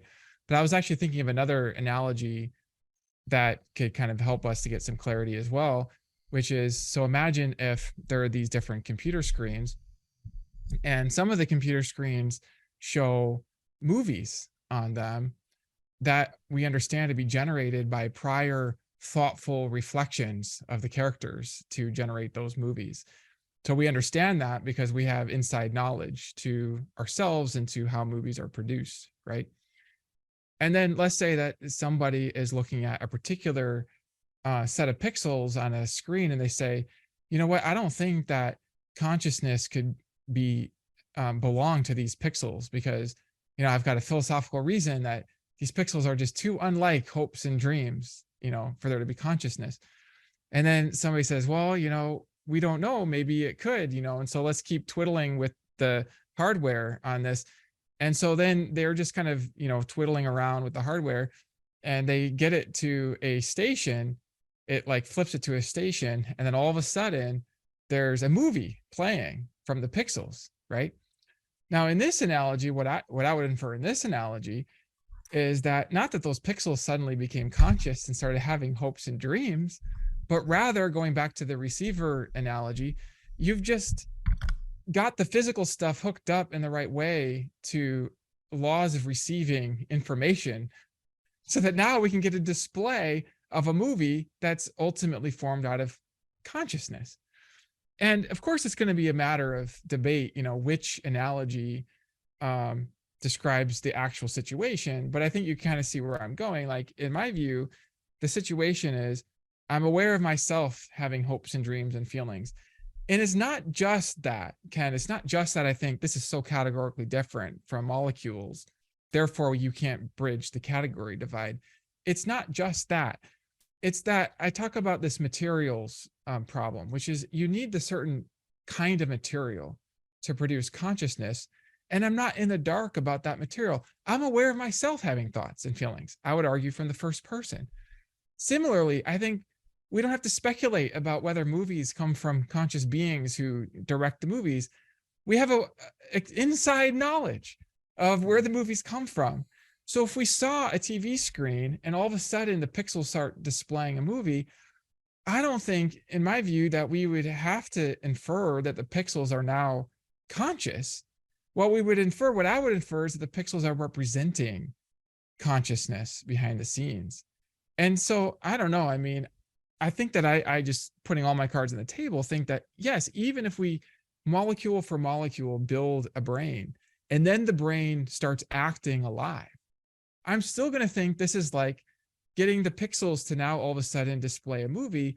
I want to think that there's intelligence still behind the scenes, that the reason the brain is alive is because there's a conscious being operating the brain. But you don't think that facsimile of a brain is actually going to have the capability to have first-person consciousness? Is that your commitment, or? Well, the brain itself wouldn't have the consciousness. I mean, when you say it's a commitment, it makes it sound like I'm not willing to give it up. I've arrived at this view through my analysis of the evidence, right? So I could be wrong. I can modify it. Yeah. Better to call it a conclusion. A conclusion. Yeah. It's a conclusion. Thank you. Yeah. I could be wrong. It could be updated with evidence, but I guess I will say that merely empirical evidence, I think I'm going to need more of the conceptual evidence. And it's hard to say this without going into more detail than I can do here. I mean, in my sequel book, The Person's Book, which we're not talking about here, that's the one, if you read that, it's gonna add 4% to that 40% for you, so that's my prediction. We can eventually get Ken a passing grade here. 11% maybe, huh? That would get me over the edge. Yeah, well, I'm not trying to get you over the edge. I just think my prediction, I'm going to put it in for 4% and you let me know. Yeah. Well, I want to give a quote from a philosopher, Keith Parsons. He says, "First, I do not think it is possible to prove that belief in God is irrational. Zealous atheists may be disappointed in this, but there is no reason they should be. It is not the belief in God per se that is so offensive to the secular spirit. After all, Voltaire, Thomas Jefferson, and Tom Paine retained belief in a supreme creator lawgiver. What rightly offends secular humanists is the bigotry, obscurantism, prudery, and persecuting zeal that all too often accompany theistic belief, especially in its particular institutional manifestations." And I think that, like, there's some good apologists out there that I won't name any names. Some are better than others, but as almost uniformly, there's kind of a social agenda behind a lot of the apologists out there, that whether they might delve into other areas besides apologetics, and they might weigh in on climate change and they think it's all bunk, or whatever social issue that it tends to align with oftentimes conservative right-wing fundamentalism, and so it's kind of feels to me like the tail wagging the dog. One thing I appreciate about you is I don't detect that same sort of kind of commitment to that dog wagging or tail wagging or whatever it is, the expression. But it just seems like, well, you scratch a little deeper and there's kind of there's an agenda behind it, right? If I come to the conclusion that yes, there's a creator, lawgiver, and such, that's still for me a long way from the particular theistic manifestations in whatever whether it's Islam or Christianity or whatnot. And I just find, laying my cards on the table, I find your arguments for God to be much more compelling than any arguments for, let's say, the resurrection or any Christian or prophecies or anything like that. They all just seem like straw to me compared to what the type of things that you're. So if I were to adopt theism, I like the kind of the muscular theism of Tom Paine. He was ferocious in his attacks against Christianity, but he admired the lawgiver of the creator lawgiver behind the universe, and so there's just a lot of space for me. It seems like people want to jump straight from, okay, now I've proved fine tuning, I've wielded this whip, I've got you to accept that fine tuning or infinite regress or whatever favorite arguments there are to whip people into idea of God, and then suddenly they think, well, now you got to be a Christian.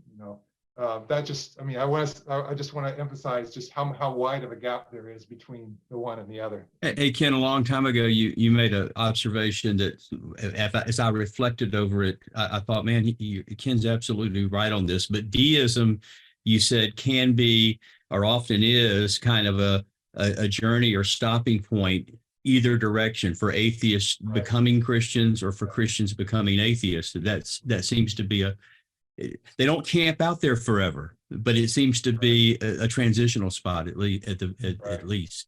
Right. Thank you for There's a sharing. certain admiration that you can have, like, you know, there's a mystery about, like, where did everything come from, and just stand in awe of, like, who am I, you know, whether there is a God or isn't. It's just the feeling of insignificance and smallness in the face of the universe, and just the grandness of everything and the mystery of it all is moving to me. And I'm willing to go in whatever direction, you know, the evidence leads. But it just, once you get beyond that, it just, you know, I lived first person in Christianity all my life up till 20 years ago. Of course, getting close to the halfway point, I mean, you know, in my life. But I was a Christian longer than I've been a non-Christian. So I've experienced both sides, and it, first person know what it feels like to be convinced of both sides. And I'm not sure that everybody. I appreciate apologists who've lived deeply in both sides, but they're few and far between. I know your experience, you had some doubts when you were you know, younger, but I'm not sure, like, what the level of those doubts were, how prolonged they were, what your commitments were in terms of your non-theistic views, if there was. You know, Yeah, Josh, let me ask you a question. Go ahead. Knowing that, you know, the Old Testament with the documentary hypothesis is fatally flawed, you have multiple authors, it doesn't get historical to David, that you have the serious contradictions in the New Testament, the inconsistencies, not to mention the zombies that just totally blow it out of the water. How can you be a Christian? Are you a fundamentalist Christian, or are you a liberal Christian? Where do you stand? Thank you for the question. I feel like I'm what maybe C.S. Lewis would call like a mere Christian. So mere being the sort of core of it, which to me doesn't include the idea of biblical inerrancy. It doesn't include that, which isn't to say that my views about the biblical data exclude divine revelation. One of the resources that I found helpful on this is the christianthinktank.com. I found this helpful because he has an approach that's kind of similar to mine, and that he's not sort of assuming that the connection to God or God's revelation through history hinges upon biblical inerrancy. But he ends up defending biblical inerrancy through his analysis of the texts, and he goes pretty deep, talking with critics and skeptics. But for me, that's not part of the core of it. Does that make me a liberal Christian? I don't like that term, because then people have all these associations. Does that mean I'm a fundamentalist Christian? I doubt that I am. I don't know. I would say I'm a mere Christian, in that I think my working hypothesis, my view of the world, is more than just a hypothesis, is that God, the foundation of being, is also capable of entering into connections with us that relate to us personally. And this shows up in narrative structures of history. And so I do think that Jesus is representing the Father for us. And, you know, you mentioned the kingdom not being far from me. You know, Jesus talks about the kingdom being within. And I think that he's inviting people to have that connection with God within them. I think sometimes, in my experience, people will think of God as sort of at the outer edges of reality. Again, using the spatial metaphors, like out there in the edges of reality, unknown, untouchable. And I've been growing to think of God as more accessible, right within. He's more familiar than we might think. We can't really build God out of the concepts of the external. So that's why I think of God as both transcendent and immanent not just in us, but then also in human history. So that would very, be very Athenian, Josh. Paul says that God is not far from each one of us. So, yeah, thank you. Yeah. So I don't know if that answers your question exactly, but I feel like I like to kind of bridge build between different views and sort of find that common core.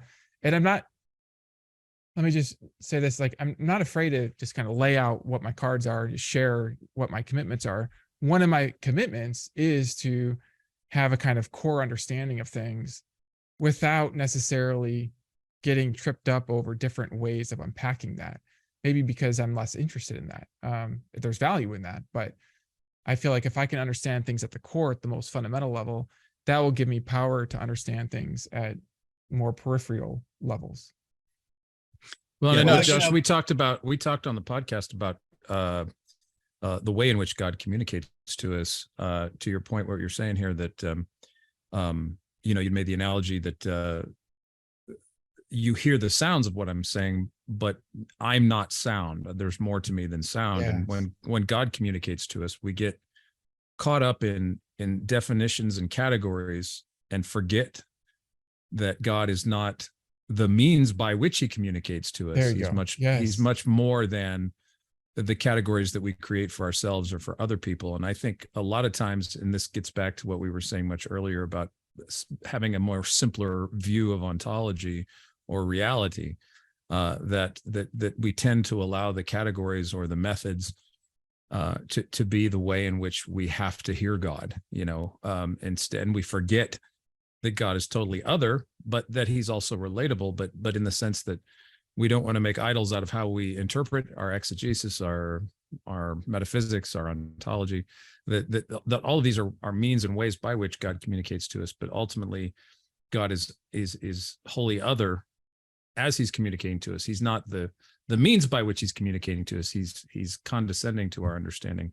So I think a lot of the categories and labels and definitions that we give, sometimes we are, in the very attempt to try to know God, we're sort of missing the forest for the trees sometimes, I think. It's a limiting form of God, those expressions. And Mhm. so I don't think God is limited to the forms by which we might discern him, including So, within the messages that human beings would represent. I think those are, again, pointers to God, but they're not themselves God himself.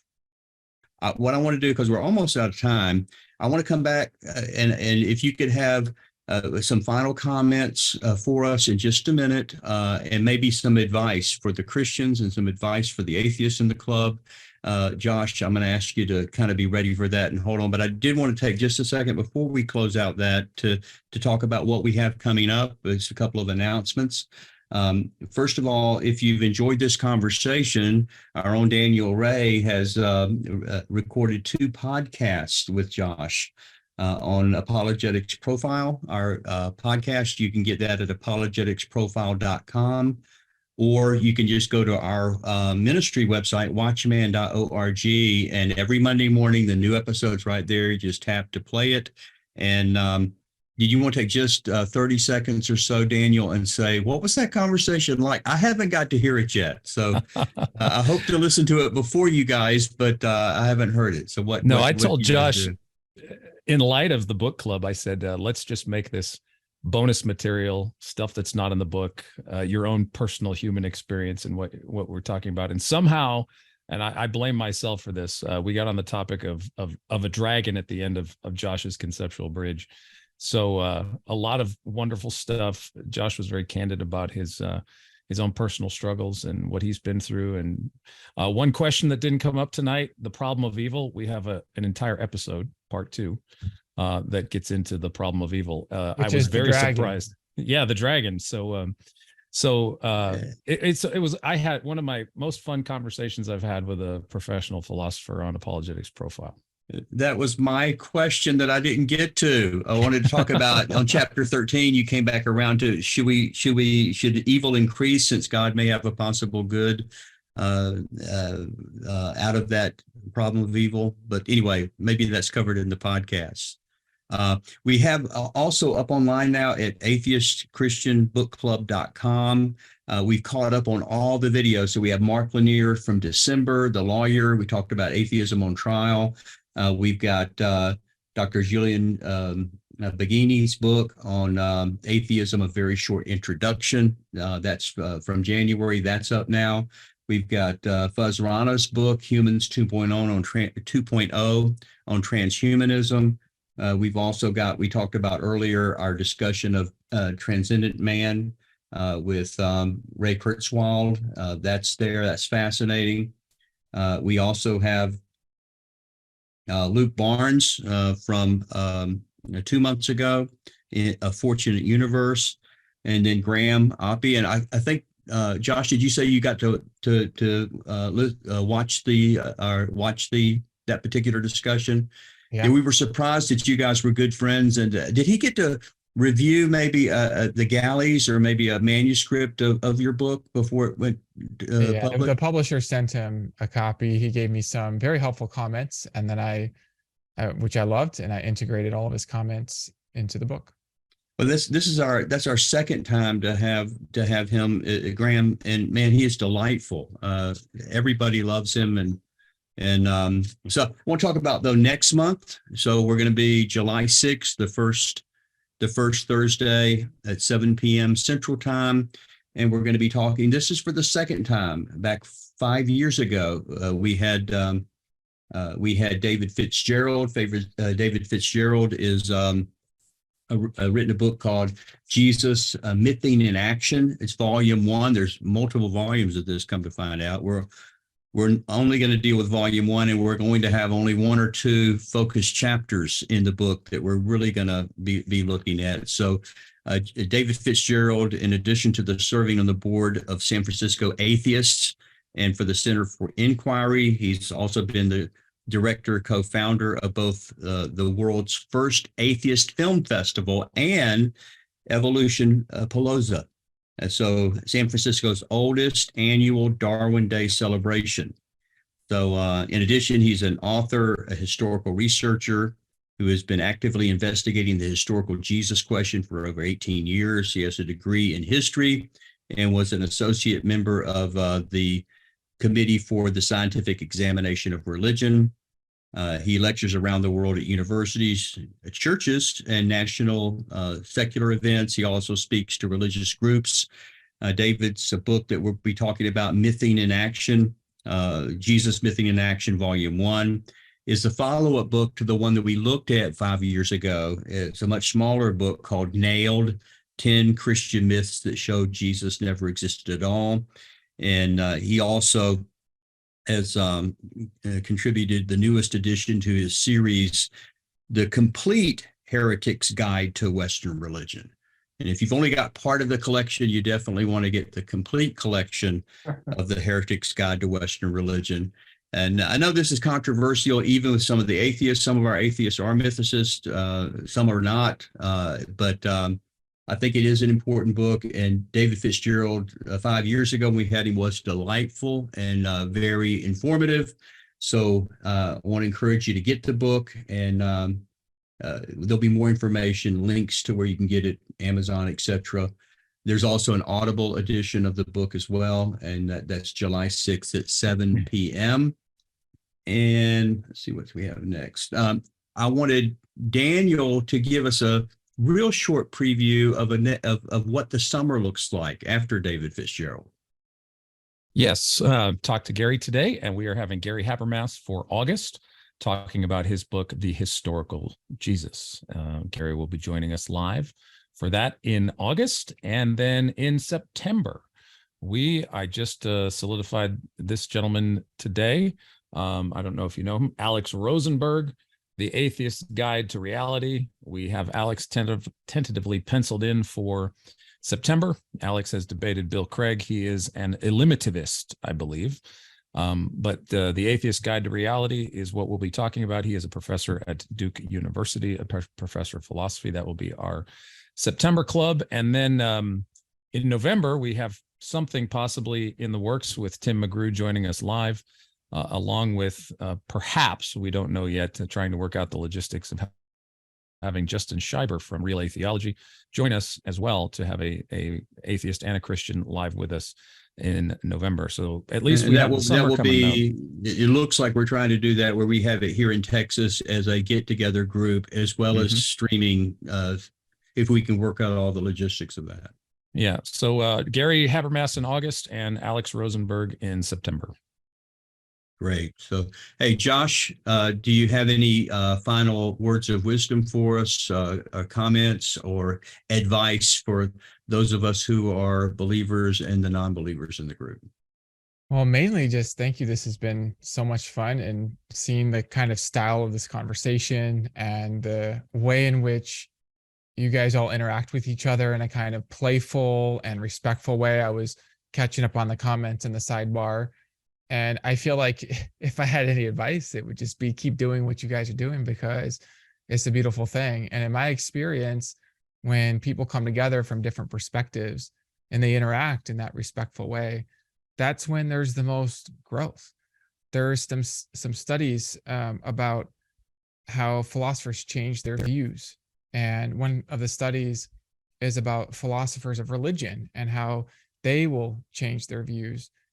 And one of these studies was showing that just by coming into the field and coming together into the field, that there tends to be a depolarization where people will update their views, but also kind of recognize greater complexity on both sides. And I feel like that is, to me, is just a beautiful thing. And so I'm just honored to be with you guys and to have the conversation. So thank you. Thanks so much. And again, I want to thank everybody for your graciousness and your patience. I know sometimes some of you waiting 45 minutes or longer to be able to ask your question. I want to especially thank our guest author, Josh. Thank you so much for being part, and we would love to have you back in the future sometime as well. And until next month, have a great summer. Thank you.